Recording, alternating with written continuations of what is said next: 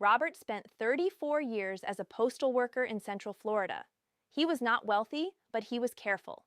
He maxed out his contributions every year, kept a healthy savings account for emergencies, and retired at 68 with a small pension, a traditional IRA, and Social Security coming in every month. His accountant ran the numbers and told him he should clear about $4,400 a month after taxes. Robert felt like he had finally made it. 14 months into retirement, he opened his first tax return as a fully retired person. The bill from the IRS was nearly $6,000 more than his accountant had projected.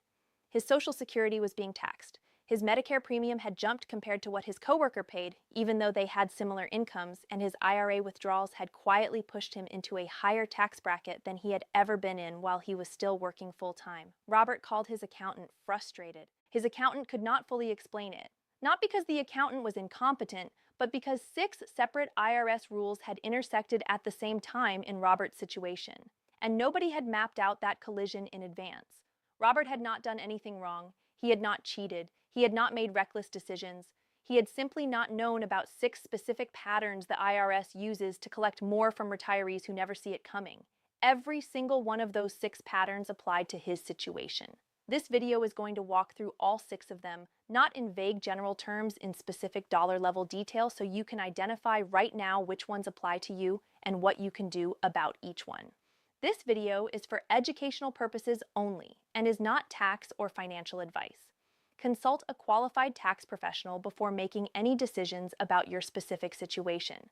My name is Olivia, and this is American Dream Route. Every week, I break down the tax rules, the financial traps, and the strategies that protect retirees from the things nobody else is explaining.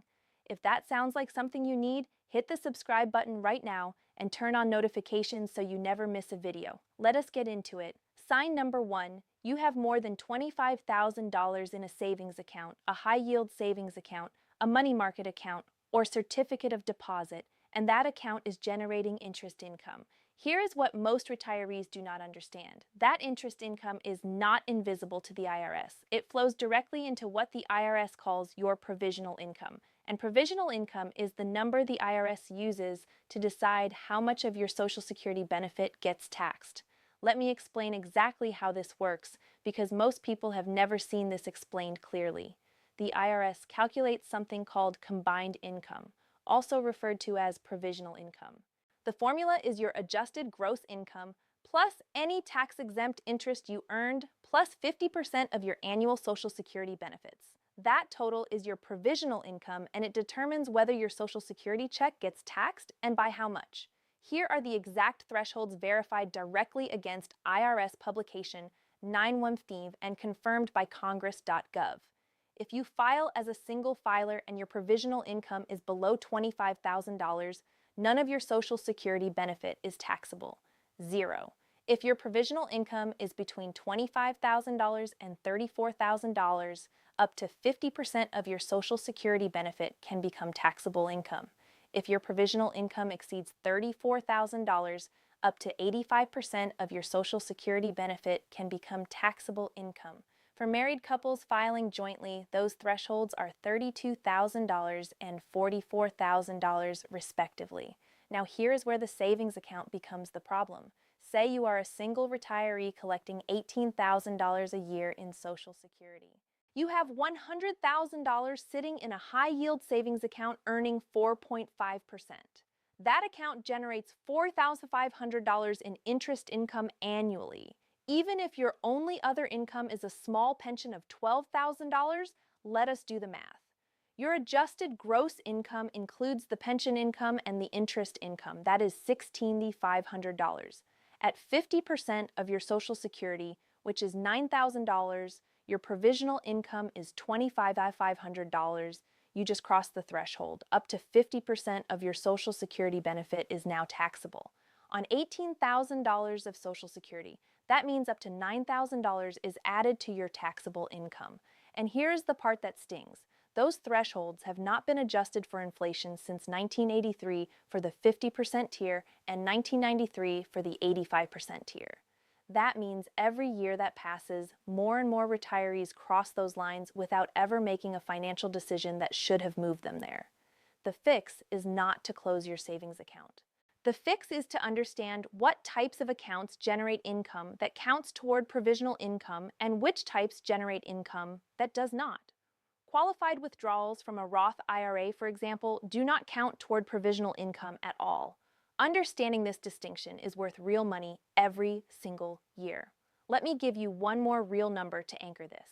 If you are a single retiree with $22,000 in annual Social Security benefits and your provisional income crosses the 85% threshold at $34,000, up to $18,700 of your Social Security benefit can become part of your taxable income.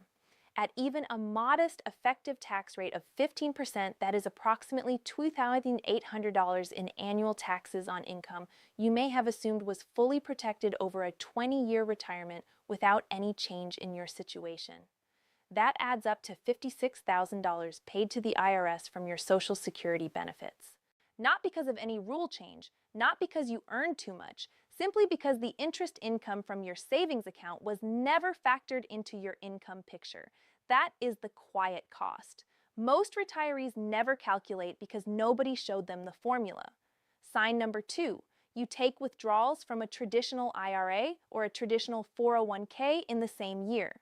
You collect Social Security and you have never calculated what each additional dollar of withdrawal actually costs you. This is one of the most expensive misunderstandings in retirement finance, and almost no one talks about it the way it needs to be explained. When you pull from a traditional IRA, that withdrawal counts as ordinary income. It raises your adjusted gross income, which raises your provisional income, which can make more of your Social Security taxable, and then your taxable Social Security is also taxed as ordinary income.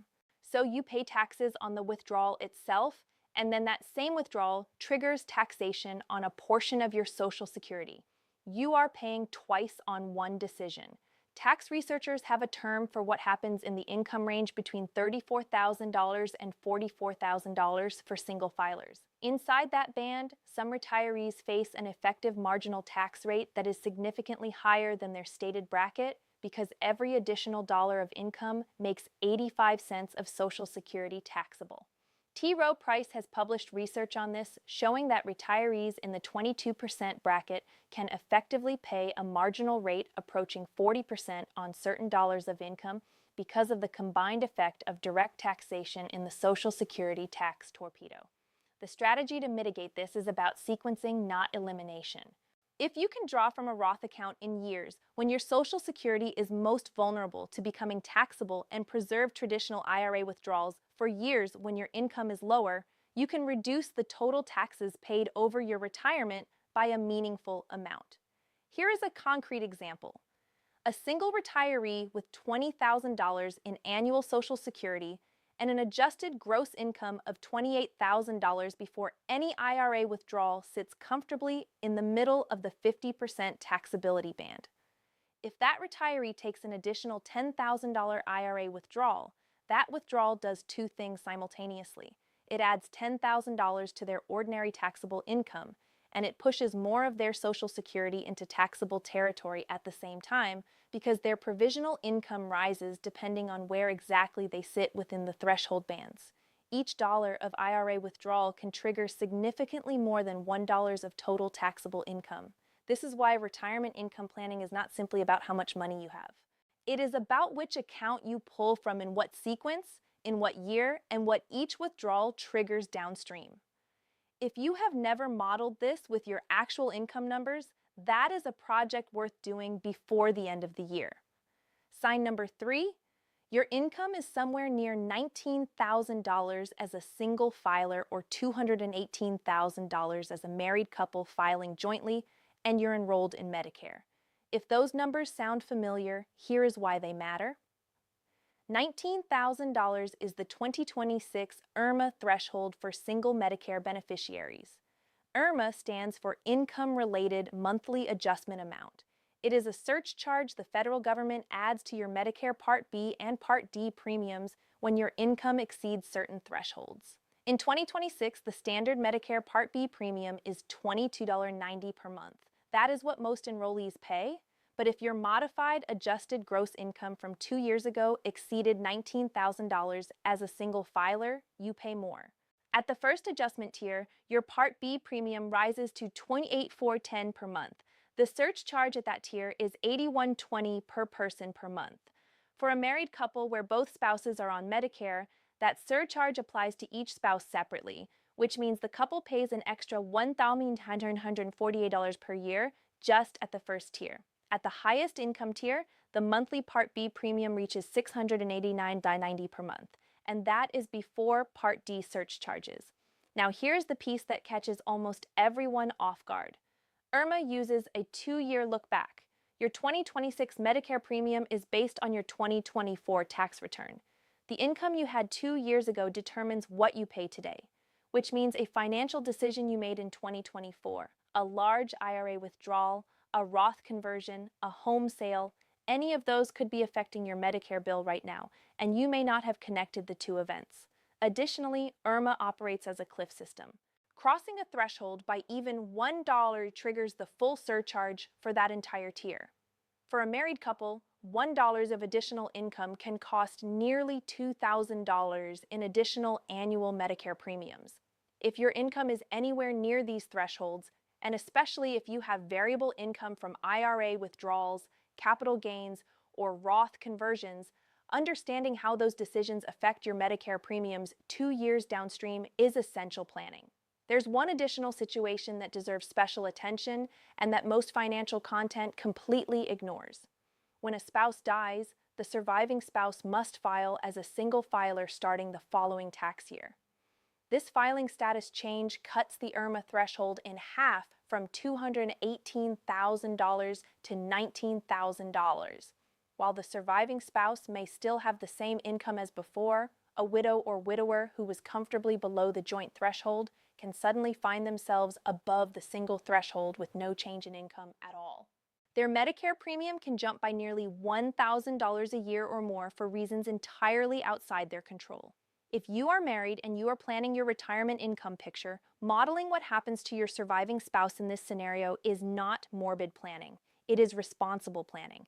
And knowing that Form SSA 44 exists and that it can be filed to appeal when circumstances change is a piece of information that is worth thousands of dollars to the families who need it.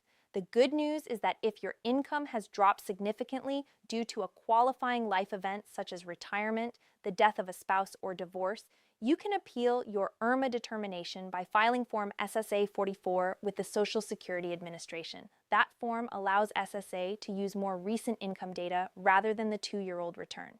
Before we continue, if you're still watching at this point, that tells me something. You care about protecting your retirement income, and you are paying attention to the details that most people skip. That is exactly who this channel exists for. Hit the like button right now. It helps this video reach more retirees who need to hear it. And subscribe if you have not already. There are 3 more signs to go, and the next one is the one that surprises people the most. Sign number 4, your required minimum distributions are growing every year, and you have no plan to reduce them. Required minimum distributions, or RMDs, are the minimum amounts the IRS requires you to withdraw annually from traditional IRAs, SEP IRAs, simple IRAs, and most employer retirement plans like 401ks and 403b accounts once you reach a certain age. Under current law, confirmed on irs.gov, most retirees must begin RMDs at age 73. For those born in 1960 or later, the starting age increases to 75, though that change does not take full effect until 2033. If you miss an RMD or fail to take the full required amount, the IRS charges an excise tax. Under the Secure 2.0 Act, that penalty was reduced from 50% to 25% of the amount not withdrawn. If you correct the mistake within 2 years by taking the missed RMD and filing IRS Form 5329, the penalty may be further reduced to 10%. But the penalty is not the main issue. The main issue is what RMDs do to your entire tax picture over time. Here is the compounding problem. Your RMD is calculated by dividing your prior year-end account balance by a life expectancy factor from IRS tables. At age 73, the Uniform Lifetime Table Factor is 26.5. So if you have $500,000 in your traditional IRA at the end of the year before you turn 73, your first RMD is approximately $18,968. But as you age, the life expectancy factor decreases. At age 75, the factor is 24.6. At age 80, it drops to 20.2. If your account balance holds steady or grows, your annual RMD increases. That growing RMD adds to your ordinary income each year, which progressively pushes more of your Social Security into taxable territory and can bump your Medicare IRMA tier. The retirees most affected are those who spent their entire careers in traditional pre-tax accounts and never converted any portion to Roth. By the time RMDs begin, the mandatory distributions can be larger than their actual spending needs, creating income they must recognize and pay taxes on, even if they do not need or want the money that year. There's also a specific first-year RMD trap that catches many retirees completely off guard. When you first reach RMD age, the IRS allows you to delay your very first distribution until April 1st of the following year instead of taking it by December 31st. This sounds like a benefit, but here's the problem.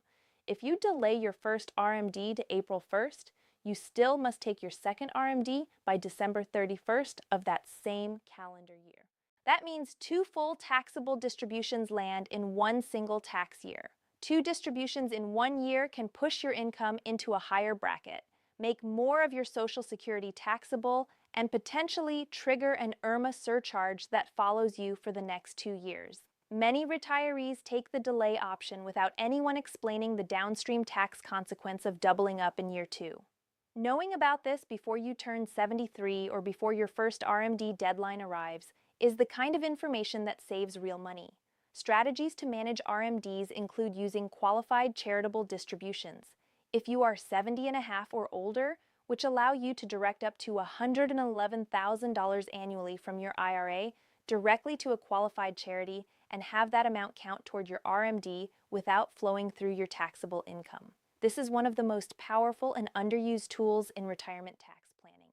Another approach is a measured Roth conversion strategy in the years before RMDs begin, reducing the balance subject to mandatory distributions and shifting future growth into an account with no lifetime RMD requirement. If your RMDs are currently growing and you have no strategy to manage them, the trajectory only goes in one direction. The earlier you begin addressing this, the more tools remain available to you. Sign number 5, you have not updated how taxes are withheld from your retirement income and you're heading toward an underpayment penalty. When you were working, your employer withheld income taxes automatically from every paycheck. In retirement, no one does that for you automatically unless you set it up. And most retirees do not realize that their withholding situation has fundamentally changed the moment they retire. Social Security does not withhold taxes by default. If you want taxes withheld from your Social Security check, you have to proactively file a voluntary withholding request, which is IRS Form W-4V. On that form, you choose a withholding rate of 7%, 10%, 12%, or 22% of your monthly benefit. If you do nothing, the IRS receives nothing from your Social Security payments throughout the year. Then in April, you owe the accumulated tax all at once. The same issue applies to pension income. Your pension administrator will withhold taxes from your monthly check only if you have set up withholding correctly using a Form W-4P. Many retirees default to the wrong withholding amount when they first retire and never revisit it. For retirees who take a regular IRA withdrawals, the IRS typically withholds a default 10% when a distribution is taken from a traditional IRA, but that default may be either too high or too low, depending on your total income picture for the year. And if your total tax liability is large enough, the IRS expects you to make quarterly estimated tax payments rather than settling everything in April. The estimated tax payment deadlines in 2026 are April 15th, June 16th, September 15th, and January 15th of 2027. If you underpay throughout the year, the IRS charges an underpayment penalty. The safe harbor rule means you generally avoid the penalty if you have paid in at least 90% of your current year tax liability or 100% of your prior year tax liability, whichever is smaller. If your adjusted gross income exceeded $150,000 in the prior year, that threshold rises to 110% of your prior year tax. Here is what the first year of retirement looks like for a typical retiree who has not set any of this up. January through June, no withholding from Social Security because they never filed Form W-4V, pension check withheld at the wrong rate because they never updated Form W-4P. 2 IRA withdrawals taken for home repairs with 20% withheld from each. But those withdrawals also made more of their Social Security taxable, which the withholding did not account for. By December 31st, this retiree has an income picture that looks substantially different from what their withholding covered. April arrives and they face a tax bill they did not budget for, plus an underpayment penalty on top of it. This is not a rare scenario. It is the default outcome for most new retirees who do not proactively manage their withholding before their first retirement tax year begins.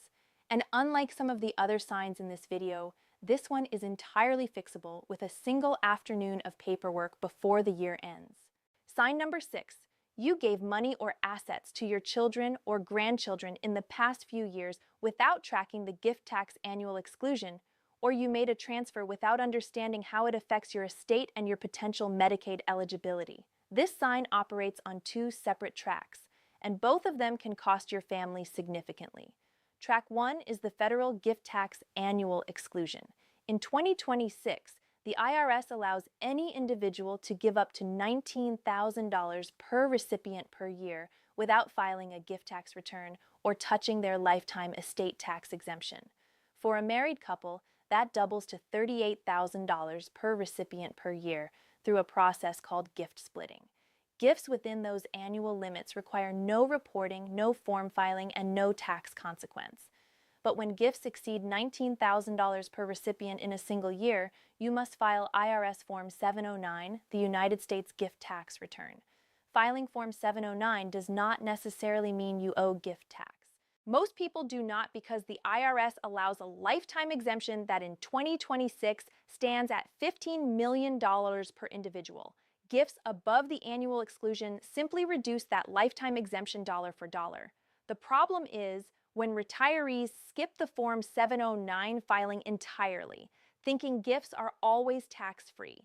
Large undocumented gifts can create audit exposure and can complicate your estate significantly. Track 2 is Medicaid and long-term care. This is where the stakes get much higher and where families most often discover the cost of not knowing the rules. Medicaid, which covers nursing home costs for those who qualify based on financial need, has a 5-year look-back period. That means if you apply for Medicaid long-term care benefits, the government reviews every financial transfer you made in the 5 years before your application date. Gifts to children, transfers of your home, adding a family member to your deed. All of these transactions are examined. If Medicaid determines that you transferred assets for less than fair market value within that 5-year window, it can impose a penalty period during which it will not cover your nursing home costs, even if you otherwise qualify financially. This is not a hypothetical. According to Medicaid planning attorneys and elder law specialists, this is one of the most common and most costly surprises families face when a parent needs nursing home care unexpectedly. Retirees who gave their daughter $50,000 for a home down payment or transferred their house to a child to protect it often do so with genuine and loving intentions. The 5-year look back does not consider intentions. It considers timing. And the penalty Medicaid imposes is not a fine. The penalty is a waiting period.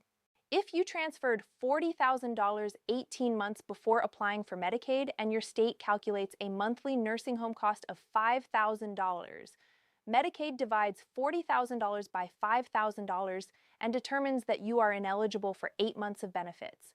During those 8 months, you pay out of pocket for nursing home care that can cost $7,000 to $10,000 per month in many states. The cost of a transfer made years ago without understanding the look-back rule can be devastating, not because of taxes, because of timing. The Medicaid look-back applies to transfers made to anyone, including a spouse in some circumstances, a child, a trust, or any other party. There are specific exceptions and certain types of transfers that do not trigger the look-back, such as transfers to a disabled child or to a caregiver child who lived in the home and provided care. But those exceptions must be properly documented and structured to hold up under a Medicaid review. If long-term care is a possibility in your future, and the statistics from the Department of Health and Human Services suggest that roughly 70% of people turning 65 today will need some form of long-term care, This is a conversation worth having with an elder law attorney before transfers are made, not after. Here's where this lands. Robert from Florida had all 6 of these signs working against him at the same time. His savings account interest was pushing his provisional income over the threshold, making part of his Social Security taxable. His IRA withdrawals were compounding that effect. He had never filed Form W-4V, so no taxes were being withheld from his Social Security checks. His RMDs were beginning, and he had no strategy to manage them. He had given his son money toward a used truck without knowing whether it exceeded the annual exclusion. And his income was close enough to the IRMA threshold that a larger withdrawal in a prior year had bumped his Medicare premium. None of these were mistakes that a dishonest person makes. All of them are mistakes that happen when honest, responsible retirees do not have access to the specific information they need. The goal of this channel is to make sure you have that information before you need it, not after you have already paid the cost. Here's the action checklist for this video. 1. Calculate your provisional income right now using this formula. Add your adjusted gross income, your tax-exempt interest, and 50% of your annual Social Security benefit. Compare that number to the thresholds of $25,000 and $34,000 for single filers or $32,000 and $44,000 for joint filers. 2.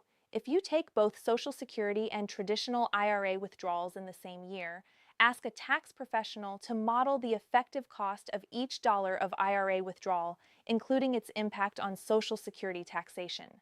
3. Check whether your income is within striking distance of the $19,000 threshold for single filers or $218,000 for joint filers. Remember that IRMA looks at income from 2 years ago. 4.